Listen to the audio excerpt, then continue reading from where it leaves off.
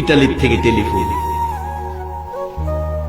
হুজুর আমরা সারা ইটালি আপনাকে নিয়ে আলোচনা করছি, আপনার ওয়াজ বাস্তব। কেমন? ইটালি একটা বাংলাদেশি ছেলে মারা গেছে, যার বাড়ি বরগুনা, বরিশাল বরগুনা। হুজুর হসপিটালে মারা গেছে ছেলেটার স্ত্রীর নামে অ্যাকাউন্ট নাম্বার নিয়ে টেলিফোন করলাম স্ত্রীকে, তোমার স্বামী মারা গেছে, টাকা পাঠাও, লাশটা দেশে পাঠাই। স্ত্রী বলছে, আল্লাহ সাক্ষী, মিথ্যা কথা বললে জিহ্বাটা কেটে নেব। ওই ইটালির থেকে ফোন করে 15 মিনিট কথা।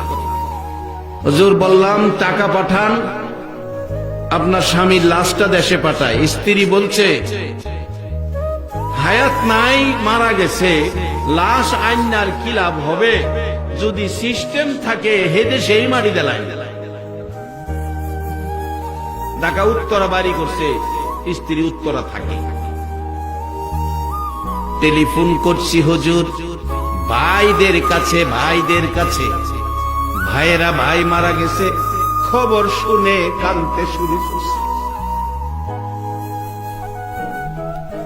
ডাকতেছে, ভাইরা ভাই তো টাকা রোজগার করে, আমরা 10 টাকাও দেয় নাই, স্ত্রীর নামে অ্যাকাউন্ট, আমরা 10 টাকাও পাই নাই, আমরা গরিব মানুষ। তোমাদের কাছে অনুরোধ করি আমার ভাইয়ের লাশটা তোমরা পাঠাইয়া দাও। মার কাছে টেলিফোন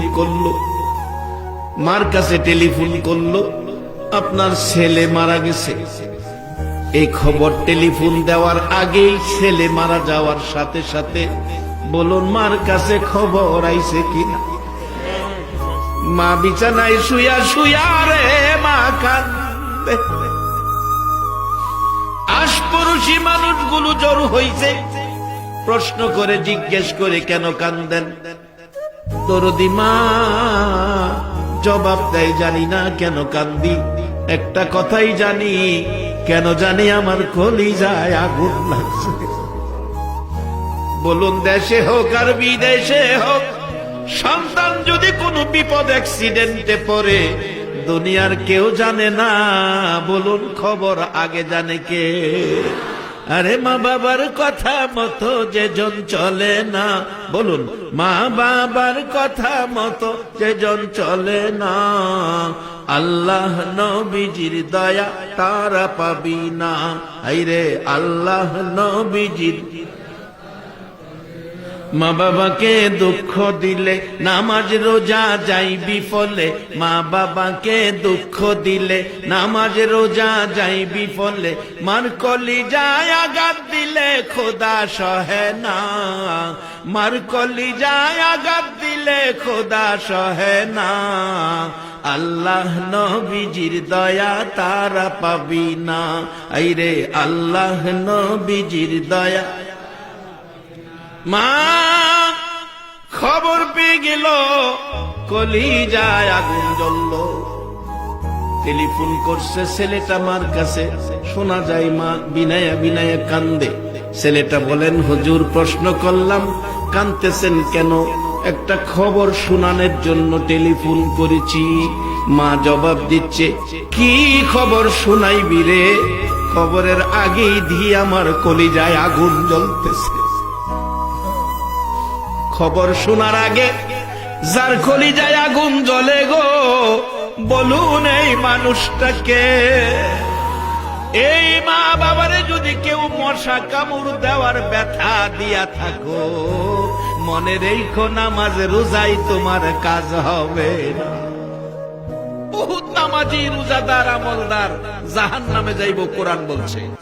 আমিলাতুন নাসিবাতুন তাসলা নারান হামিয়া। মা ডাকতেছে, এরে বাবা আমি তো কান্না থামাইতে পারতেছি না, টেলিফোন করে কি বলবে বল। মাগো আপনার ছেলে মারা গেছে, এবার বলুন মার কান্না বাড়ছে না কমছে? তাই তো কবি বলছে, মায়ের কান্দন যাবজ্জীবন, 2-4 মাস বনের কান্দন রে, ঘরের পরিবারের কান্দন কয়েকদিন পর থাকে না। দুঃখের দরদি আমার জনম দুঃখী মা, দুঃখের দরদি আমার জনম দুঃখী মা। ওই ছেলেটা বলছে, হুজুর মা কথা বলতে পারে না, এই খবর শুনে কান্নার জন্য ডাকতেছে, বাবা আমার ছেলের লাশটা তোমরা আমি মার কুলে ফিরাইয়া দাও। যেইভাবে ছোটকালে প্রস্রাব পায়খানা করছে, নাকে দুর্গন্ধ লাগে নাই, আমি মা আমার ছেলের মৃত লাশটা পৌঁছাইয়া দাও। আমি এই দুর্গন্ধযুক্ত লাশটা আমি মা কোলে লইয়া কলিজা ঠান্ডা করিব। অনুরোধ করি, আমি মার কাছে পয়সা নাই, তোমাদের কাছে ভিক্ষা চাই, ভিক্ষা চাই। আমার ছেলের মৃত দেহ লাশটা আমি মার কাছে ফিরাইয়া দাও।